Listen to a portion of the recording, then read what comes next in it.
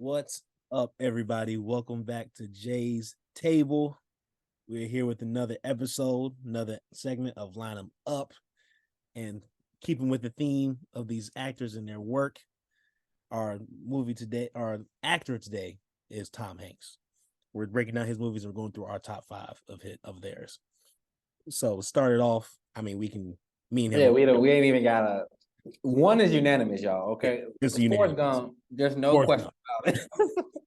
Forrest Gump, man, Forrest Gump is one of the best movies of all time. If y'all haven't seen it, y'all are crazy. That's first of all. You need to. Forrest Gump is ridiculously good. It's one of the best movies of all time. One of the best well-written movies of all time, and easily his best work. And he's legendary alone just for that movie alone. Like his career, he could pull some Lauryn Hill stuff with that movie right there. Just one and done. Like he could be legendary just for that. He didn't need to make any other movie after Forrest Gump. After he made Forrest Gump, he could have made Forrest Gump by itself, and he would have been done. He would have been in the Hall of Fame of actors from that performance alone.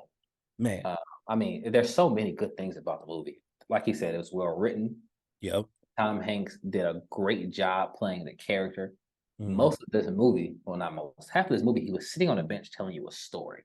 Right. That's how good the movie was. Mm-hmm. There was not a lot of action in this movie. I mean, you guys don't know this, but action movies always chart the best when it comes to gross, right? When it comes to performance, like they always chart better than everything else. Right. This movie, I want to say, I don't even know where it is box office all the time, but I want to say it's in the top 10. Yeah, it probably. Well, actually, I don't. If we adjust for now, because you got to adjust for inflation. But if you adjust for inflation, because also since all the Marvel stuff came out, that messed up all. Well, we're not talking about them. They don't get in the regular movie conversation. Forrest Gump is definitely up there though, and also I'd say the better ranking for Forrest Gump is as far as over the years how many plays as it had since it came out. It's definitely probably up there. Mm-hmm. That's probably the better question instead of just box office in the theater for Forrest Gump. Because one of the best things that I love about Forrest Gump, what makes it one of the best of all time, is how well it ages. Most of our generation saw Forrest Gump at a younger age, and we loved the movie back then. And we didn't even understand all the aspects of the movie. We only saw the surface of the movie and we loved it. And then when you watch it as an adult, you actually find out more because there are references and concepts that you didn't even understand as a child and that you see now as an adult. And it makes the movie even better. And usually only really like Disney movies are there movies that like you watch as a kid and you love them and then you like it even better as an adult. And Disney does a really good job of that. And most movies do not always do that. And Forrest Gump was one of the few that came out when it came out and does that to perfection. Oh my goodness. Just a quick aside. I looked it up. So Forrest Gump made $672.2 million at the box office. That's absolutely ridiculous for us. And I didn't even do the adjustment for inflation, so it probably would chart like I said. Now. Exactly. Oh my gosh. Who you got at your dose? At your 2 spot? Who you got at the 2? So my 2 spot is technically not his best performance, but it's one of my favorite movies. Period. That I love. It's in my top 20 of favorite movies of all time. Da Vinci Code. It's not his best work acting wise. He kills it. Don't get me wrong, but like out of his list is definitely not like he didn't like have to show off his chops as much in this movie. But Da Vinci Code is just such a good movie that it had to be my number 2. Outside of Forrest Gump, Da Vinci Code is my favorite Tom Hanks movie. It's so good. It's so well written. I love a great mystery. I love a treasure hunt. And they still kept the emotional side with it and stuff. And I love that movie so much. So it had to be my number 2. And my number 2, I also have Da Vinci Code. I love the movie, dog. Like that surprised me. I'm dead. It's not his best work. He's had some other better films in terms of his showing his range of acting. Oh, for sure. But you cannot, like Justin said, you cannot beat a treasure hunt. It's something about, and Da Vinci Code was based off a book. Mm-hmm. And they did a really good job staying to the theme of the book and the movie. And if you're a book reader, you know that when they make books into movies, it's kind of like when they make plays into movies, you lose some of the authenticity of the book. They did not do that with Da Vinci Code. That's why it was so long. Because they kept They kept a lot of the original ideas, and that's why I put it in my two. I mean, it was fire. Oh yeah, it's so good. And yeah, it is. And I love the book was also just really well written too. And the fact that they kept all of that too was so good. And this Did you read the book? Not all of it. No. Okay, I was about to say. I was about to say what? I was like, this way read the book. If y'all don't know, I'm not much of a reader. You know, I read. That's funny. Who you got? Who you got in three? Who you got in your 3 spot? So my number 3 spot, your small four. Go with Castaway. It's a great movie. So good. He talking about his acting chops, just like we talked about Will Smith with I Am Legend.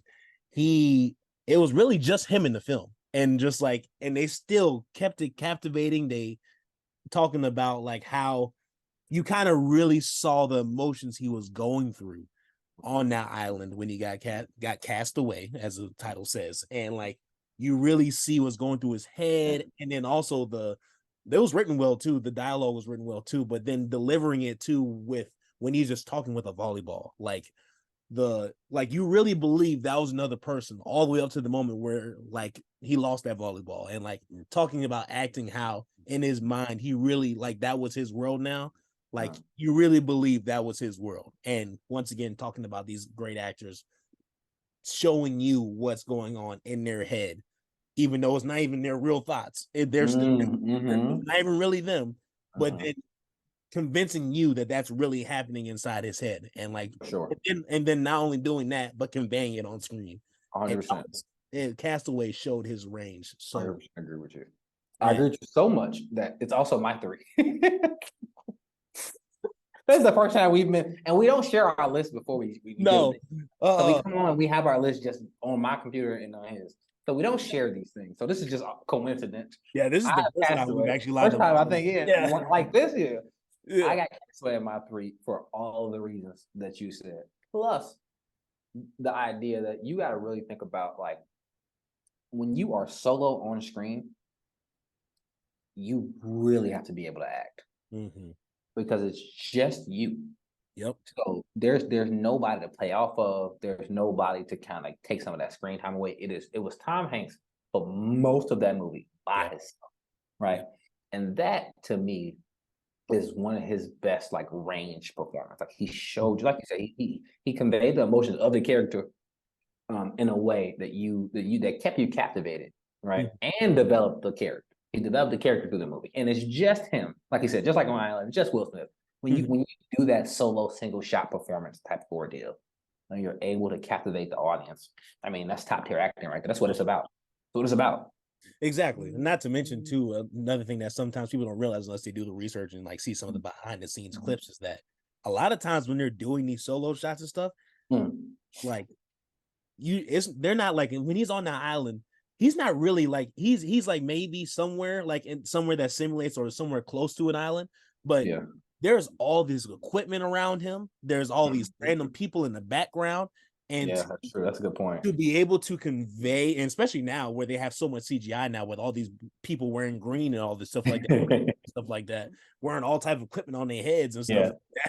Like to be able to focus and be able to, first of all, just maintain discipline with your eyes and with your facial expressions while all that's happening around you, but then to really be able to create the emotion necessary to convey that on screen that you really are on that island. Like that's so hard when, like you said, not having somebody to play off of. All you have to work with is some person dressed up in Lord knows what, or some camera that's just sitting there. Like that's all you have to work with. And to be able to do that, that's true acting range. And there are very few movies for that reason of how hard it is that they have that have even come out over the years that are good when they do that. It's a hard task. It's a hard task. And it's hard to keep people engaged to do when doing that as well. When it's just you on the screen, it's just difficult to do. So when you can effectively do that, we give you props for that, because that, I mean, that's top tier acting right there. Like I said, that's what it's about. That's what it's about. And also to the other part, we focus so much on the island part, but also what's not to be overlooked also, even though that's the highlight, what's still not to be overlooked about that movie also is that when he got back to the real life, and his previous wife was with somebody else, and he's readjusting to how the world has changed over those 2 years and stuff like that. And his way to convey his struggle dealing with that was also top tier. Was awesome. But awesome. That's the regular greatness that he probably. Yeah, that's why I didn't even bring it up. That's what he do. Right. We didn't even need to talk about that part of that movie just because we know he does that well. It's like, and I don't think, and when you're not an actor or you don't really watch TV, or I guess could dissect acting in the way a lot of like some of us do, you don't really understand how difficult it is to kind of cultivate emotions that you don't technically have. Right. Like Thomas is fine. He could have said he went home. He's still rich. Right. Yeah, exactly. He was able to internalize the character from lines on paper, because that's what it is initially to start. Right. To a person that he can show you guys on screen. It was perfect. Right. Exactly. Perfect portrayal of emotion. Oh my goodness. Mm-hmm. So you got your power forward. So my power forward and my number 4, Saving Private Ryan. I couldn't go any further. Yeah, that's a good one. Because Saving Private Ryan it's one of the best military movies of all time. They do a great job. They all did they did their homework of the whole crew, not just the actors, but like the whole crew as well in the background. Did their homework on what those actual battles would be like, to the point where when all these military people, these Navy SEAL stuff are breaking down these movies, or like videos where they like break down the scene and like how realistic is it, that they're like, actually all this is on point. They have no disputes almost when it comes to this stuff. And for sure. And the homework that was done in preparation for the movie, as well as Tom Hanks' job conveying, especially in that first scene at the D-Day, his emotion of seeing all of that going on around him was flawless. Oh my goodness. Not just his face and his reactions facially, but his mannerisms also acting out what his body might be doing. Like there, whenever you're going through high intense situations in real life, there are things that mannerisms and bodily reactions that occur at different times, because you're in those high stress situations. You had no control over that. And for him to somehow bring his mind and body to that state where it looks like he's going through it, even though he's, once again, like you said just now, he's perfectly fine. He's going home. Right. He's rich. He has no stress whatsoever. But to convey that amount of stress on screen and make you believe he's really going through it, that's top tier right there. And him and some of the other cast members too, but that scene particularly was focused on him and in that scene, and he bodied that, and he bodies it throughout the entire movie as well. But that was one particular scene that always sticks out to me with Saving Private Ryan, of him acting and killing his role and showing exactly what needs to be conveyed in those moments. And the historical accuracy of the movie was really good. You got, I mean, and that's more of a writing thing, but when you write something well, that's only a part of it. The actor has to act. They got to do their job. Right. He did in Private Ryan. He did a great job. Again, this thing about emotion is so captivating to me, because you can't just cry on. Most people can't just cry on cue. Most people can't just look convincingly sad on cue. That's a difficult feat. Yep. Tom Hanks is one of the best at doing it. And my power forward, I got The Green Mile. Yeah. Love that movie, man. Yeah. Tom Hanks did a great job in that film. Tom Hanks, again, this is something you really you don't see from Tom Hanks until he does The Green Mile. Fear. Right. Yes. You don't see him portraying fear that much in his movies until The Green Mile. And I mean, right. I mean, and that's saying a lot. Michael Clarkson was the other guy in the movie. Michael Clark Duncan. That's Michael Clark Duncan. Yeah, Michael Clark Duncan was the other. He was the prisoner in the movie. And I mean, Michael Clark's a big man, but Michael Clark Duncan did a good job in the movie. Right. However, Tom Hanks, the connection he made with him in the movie, because if you watch the movie, a lot of the scenes were led by Hanks. Right. He had a lot of the words to start, and then it was just based off Michael Clark Duncan's response right to him. And so when you take a movie like that, especially in that time, yes, you got to remember that when the movie was set, because it was, I mean, yes, it's almost otherworldly how Tom Hanks is able to get things out of characters. Kind of like a point guard. You can get the best out of all your players. Right. And Tom Hanks did a really good job in The Green Mile of getting Yeah. everything he could out of Michael Clark Duncan. Because Michael Clark Duncan has some other movies now. He's been in some other movies, and he shaky. Yeah, he's out about to say, yeah. He's shaky. The other, he's one of those actors that most of his roles, except for The Green Mile, his role is to be big and scary. Like that's about it. Like, and then have a deep voice, and that's about it. Like, you know. And even with that, he's still a little shaky on the acting. Yeah. So Tom Hanks was able to get a great performance out of him and give a great performance himself. Yep, and not just him too. The other prison guards too. Because because it wasn't until Green Mile those other actors didn't even really have much of a career until that moment either. Mm-hmm. Just like and that's a byproduct of working with Tom Hanks, though. Exactly. And so that furthers our point where we're just like, because we talked about this before with Denzel, and we talked about this with Eddie Murphy and Will Smith once again is not just starring and showing your chops, but then also enhancing the other characters as well on the screen. Because that helps the movie. That's a great example of that. And I mean, in doing that helps the movie. If you want to boost your ticket sales, if you want people to come and watch, a lot of the times you need everybody to be on their P's and Q's when the camera hits action. And he did a great job in Green Mile doing that. And so that's why it's in my 4. Who playing your center? Who you got at the so my center? I got to circle back. I got to go to Green Mile. Because hey, I was like, Saving Private Ryan, I give more credit above it just because, again, that level of homework they did to make it so historically accurate to not just the plot line, but also how the scenes were shown and how the battles were depicted. So it technically gets above Green Mile, but it was close because Green Mile, like for all the reasons we were just talking about, so good. And it's also talking about not just enhancing the characters, but then his own performance of showing that guilt that he had towards the end. Like guilt that's a tough emotion to show on screen because so much of displaying guilt is something that's more of an inner battle, and it may come out as defensiveness and things like that, but it wasn't defensiveness with Tom Hanks. The way he showed the guilt in Green Mile was just almost like a sadness. It was empathy he had for him.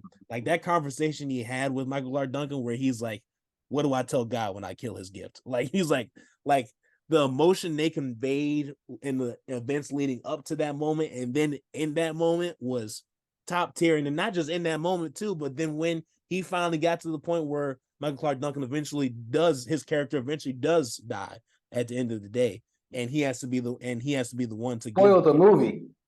I mean, it came out 1999, dog. You ain't seen it. I'm about to say, Green Mile's one of them. Hey, go ahead. Most of the time, these Tom Hanks movies on this list, if you like, maybe a couple of them you may not have seen, but like most of these you should have seen. Come on, man. Tom Hanks has been that dude for a while. I don't disagree with you. I agree with that 100%. And he looks the way he's supposed to, where you won't see him anyway. I think any movie that comes out after before 2010. Ain't no spoiler alerts, dog. If you ain't seen it by now, it's 2023, dog. I'm telling you to end it. I'm sorry. If we talk about it. So no, I agree with especially movies like these that were box office. Like box office. All our parents made us watch this at some point. Like you know what? I don't know. Was Green Mile box office? Did it make a lot of money? I'm pretty sure it did. Green Mile was Now it may not have been the top because it was 99. There's a lot of good movies in 99. That's true. The 90s was killing low key in box office. Especially that gap between 96 and 2002. Yeah. I would even say box office movies were so it may not be at the top for that reason, but it was up there. Everybody knows that. It grossed $286 million. That's so much money. And it's probably not even the top one of that year. Because no, definitely not. That 5-year span was killing. Yeah. I think so. In my power forward, my center, I got Turner and Hooch. I love this freaking movie, man. You don't get a lot of comedy until later in his career. Yeah. So it was kind of an action comedy. And it was a lot of him and his dog. And again, it's another movie kind of similar to this called K9, but different actor. And that was solid, but Tom Hanks did a really good job in a time where you're like you said, we didn't have as much CGI. Yeah. We didn't have as much training even for animals at the time. Yeah, because it came out 93, I think. 93, I think it was. Yeah, it was 93. he did a great job of giving you the balance. And I love this in my movies. I love when they have a balance between action and comedy. Yeah. Love it. And Tom Hanks didn't do a lot of that. So when he finally made a movie that was like this, I was a fan because it showed a variety of range. I think his movies that we've listened to, you guys, show such a variety of range of his skills, like his acting chops. And Turner and Hooch did that for me. It wasn't necessarily well written either. That's another thing. It was not. It's not a well written movie. I mean, pretty simple plot line. And once again, it's 93 too. The plot and the story of the movie was very fitting for 93. Like that was true, right? Like that's what you expected to see in 93. Like, but he morphed that movie into something more, right? Because I don't think Turner and Hooch would get at least the love from me that it does if Tom Hanks didn't kind of enhance the character. I mean, they came out. I'm checking. It came out in '89, right?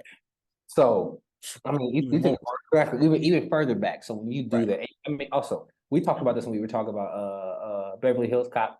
Oh, yep. I was just about to say, yeah. Which one? I forget which one when his friend got shot. It was the no, that's Beverly Hills Cop. This first one, yeah, the first one. And we saw no blood. It was just like a yep. Turner Hooch had a scene like that too. Nobody cared because the acting was so good. Right. So when we can, at least me and Justin, when we can ignore some of the actual graphic effect because that helps make the film. Right. Because of the acting, that's how you know you did a great job. Oh, for sure.